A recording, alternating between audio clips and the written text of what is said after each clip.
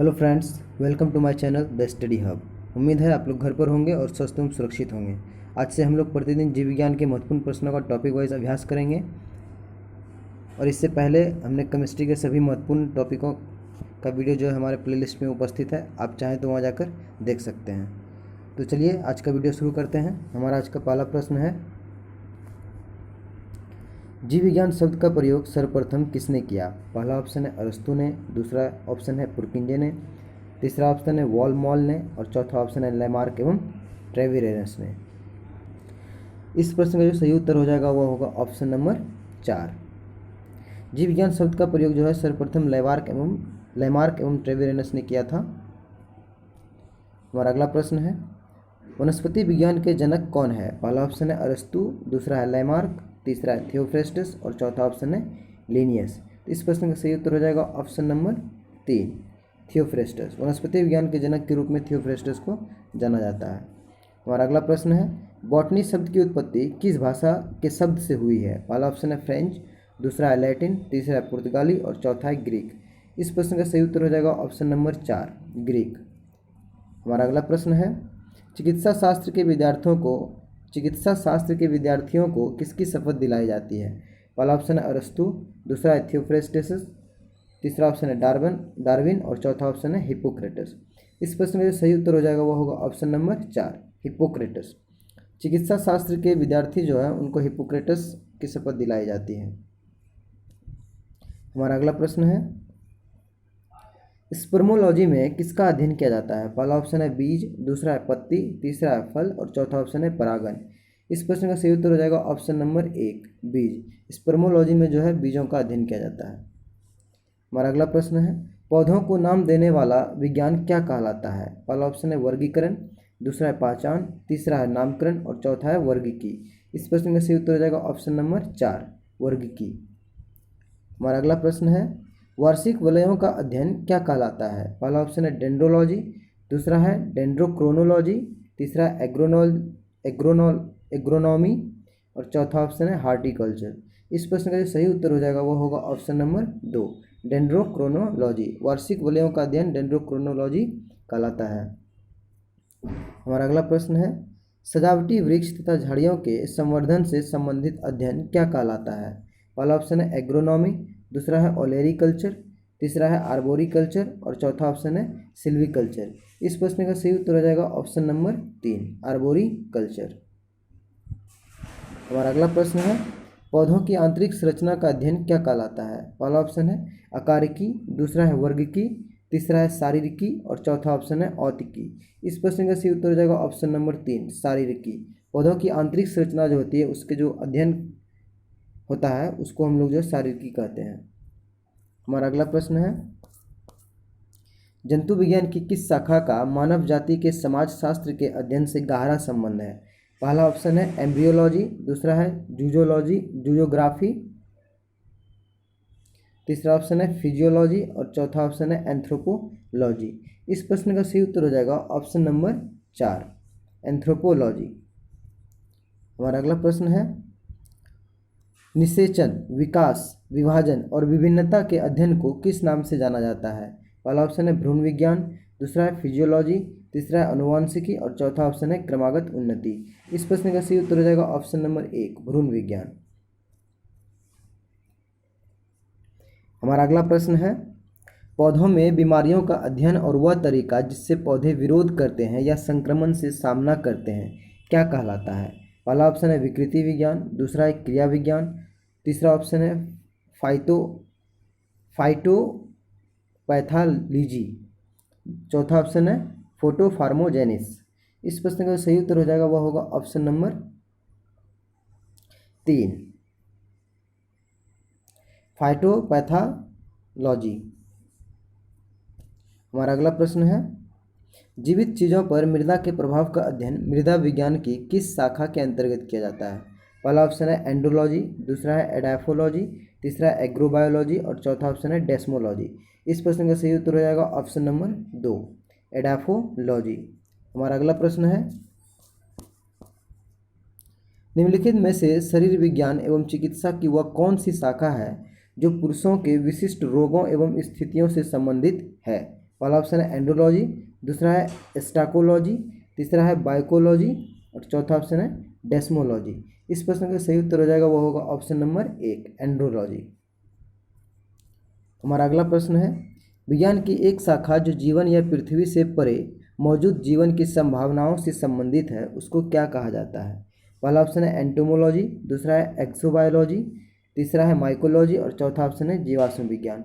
इस प्रश्न का जो सही उत्तर होगा वह होगा ऑप्शन नंबर 2 एक्सोबायोलॉजी। विज्ञान की एक शाखा जिसमें जीवन या पृथ्वी से परे मौजूद जीवन की संभावनाओं से संबंधित है उसको एक्सोबायोलॉजी कहा जाता है। हमारा अगला प्रश्न है डैश तत्वों और मानव जैसी प्रजातियों जैसे कि बंदर, वानर, वनमानुष आदि के व्यवहार का अध्ययन क्या कहलाता है? पहला ऑप्शन है एंथ्रोपोलॉजी, दूसरा है एथनोबॉटनी, तीसरा है प्राइमेटोलॉजी, चौथा ऑप्शन है एपोलॉजी। इस प्रश्न का सही उत्तर हो जाएगा ऑप्शन नंबर 3 प्राइमेटोलॉजी। हमारा अगला प्रश्न है डैश लिखित दस्तावेज है जो एक मानव वैज्ञानिक संस्कृति का चित्रण दर्शाते हैं, अनुसंधान से तैयार करता है? पहला ऑप्शन है एथनोग्राफी, दूसरा है कल्चरल रिलेटिविज्म, तीसरा ऑप्शन है एथनोसेंट्रिज्म, चौथा ऑप्शन है एथनोबॉटनी। इस प्रश्न का सही उत्तर हो जाएगा ऑप्शन नंबर 1 एथनोग्राफी। हमारा अगला प्रश्न है टैक्सोनॉमी मूल रूप से डैश से संबंधित है? पहला ऑप्शन है जैव विविधता, दूसरा है कर ढांचा, तीसरा है खगोल विज्ञान की एक शाखा, चौथा ऑप्शन है मानव व्यवहार का अध्ययन। इस प्रश्न का सही उत्तर हो जाएगा ऑप्शन नंबर 1 यानी जैव विविधता। टैक्सोनॉमी मूल रूप से जैव विविधता से संबंधित है। हमारा अगला प्रश्न है फूलों के अध्ययन को क्या कहते हैं? पहला ऑप्शन है फ्रेनोलॉजी, दूसरा है एंथोलॉजी, तीसरा है एग्रोस्टोलॉजी और चौथा है पैलिनोलॉजी। इस प्रश्न का सही उत्तर हो जाएगा वह होगा ऑप्शन नंबर 2 एंथोलॉजी। फूलों के अध्ययन को एंथोलॉजी कहा जाता है।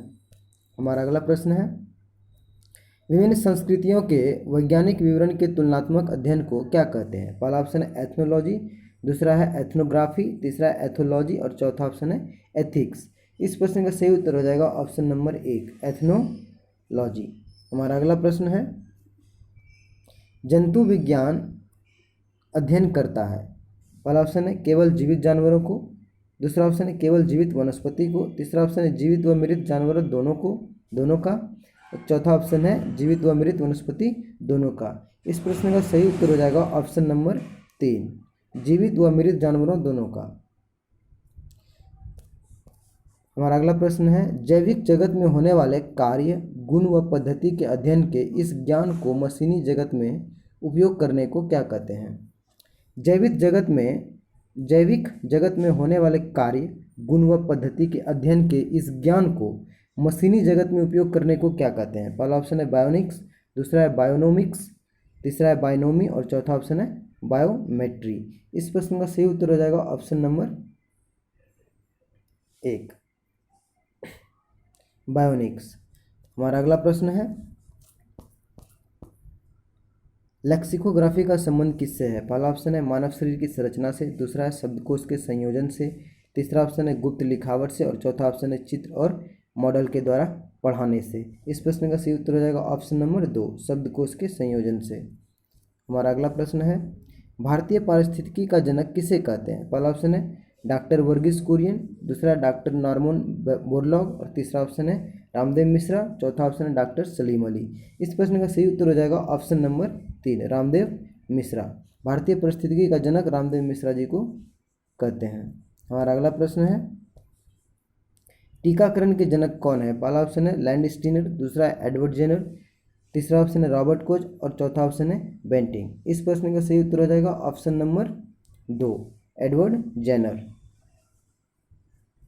हमारा अगला प्रश्न है जीवाणु विज्ञान का जनक किसे कहते हैं? पहला ऑप्शन है जॉनी सॉल्क, दूसरा है ल्यूवेनहॉक, तीसरा रॉबर्ट कोच और चौथा इवानोवस्की। इस प्रश्न का सही उत्तर हो जाएगा ऑप्शन नंबर 2 ल्यूवेनहॉक।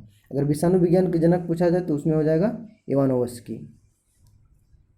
हमारा अगला प्रश्न है आधुनिक वर्गीकरण के पिता कौन है? पहला ऑप्शन है विलियम गॉड, दूसरा है कैरोलस लिनियस, तीसरा है डॉक्टर MS स्वामीनाथन और चौथा इनमें से कोई नहीं। इस प्रश्न का सही उत्तर हो जाएगा ऑप्शन नंबर 2 कैरोलस लिनियस। हमारा अगला प्रश्न है लिनियस ने जीवधारियों को कितने भागों में बांटा है? पहला ऑप्शन है 3, दूसरा ऑप्शन है 6, तीसरा ऑप्शन है 2 और चौथा ऑप्शन है 5। इस प्रश्न का सही उत्तर हो जाएगा ऑप्शन नंबर 3, 2। लिनियस ने जीवधारियों को जो है 2 भागों में बांटा था।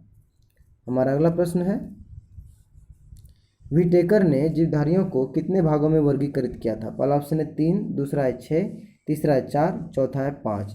इस प्रश्न का सही उत्तर हो जाएगा ऑप्शन नंबर 4, 5। हमारा अगला प्रश्न है, कैरोलस लिनियस ने जीवों की द्विनाम पद्धति को कब प्रचलित किया?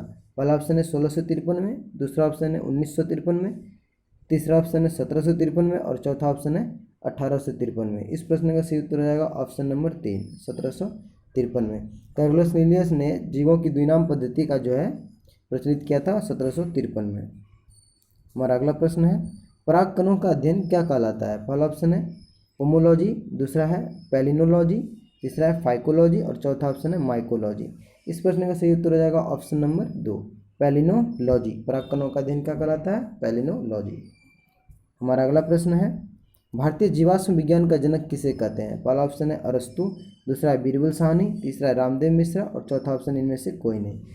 इस प्रश्न का सही उत्तर हो जाएगा ऑप्शन नंबर 2, बीरबल साहनी। अगर आप लोगों को हमारी वीडियो पसंद आई हो तो प्लीज़ वीडियो को लाइक करें और शेयर करें, और प्रतिदिन टॉपिक वाइज इसी तरह के प्रश्नों का अभ्यास करने के लिए हमारे चैनल द स्टडी हब को सब्सक्राइब करें और बगल में लगे बेल आइकन को प्रेस कर दें ताकि हमारी सभी वीडियो का नोटिफिकेशन आप तक पहुंच पाए। मिलते हैं अगले वीडियो में, तब तक के लिए जय हिंद, जय भारत।